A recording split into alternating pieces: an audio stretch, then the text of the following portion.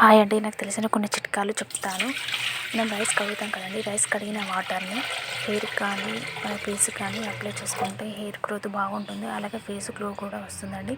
అలాగే రైస్లో పురుగు పట్టకుండా చీమలు ఏం రాకుండా ఉండడానికి ఈ రెడ్ పచ్చిమిరపకాయలని ఇలా పెట్టుకుంటే రైస్ పురుగు పట్టకుండా ఉంటుంది. అలాగే ఎల్లిపాయలు కూడా పెట్టుకోవచ్చండి, ఎల్లిగడ్డలు కూడా.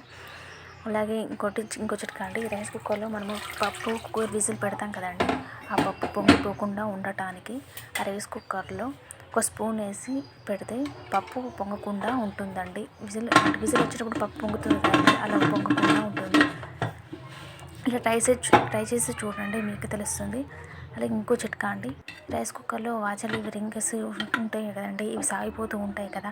ఇవి సాగిపోకుండా ఉండటానికి డీప్ ఫ్రిడ్జ్లో ఇలా పెట్టేసిన తర్వాత దీనికి వాచర్ని ఫిట్ చేస్తే స్టిఫ్గా అలాగనే ఉంటుందండి,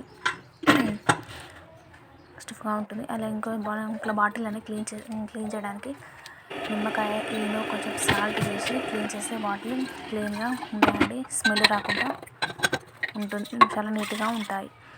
అలాగే కెటిల్ని కూడా మనము లెమన్, ఈనో, హాట్ వాటర్ వేసి క్లీన్ చేస్తే క్లీన్గా ఉంటుందండి కెటిల్ కూడా. అలాగే టీ జాలి సైడ్స్కి బ్లాక్గా ఉంటుంది కదండి, అందులో అలా అవ్వకుండా నీట్గా ఉండడానికి లెమన్, ఈనో ప్యాకెట్ వేసి కొంచెము కడగాలండి. కడిగితే 5 minutes అలాగే ఉంచితే కడిగితే బాగా నీట్గా వస్తుందండి. Thank you for watching.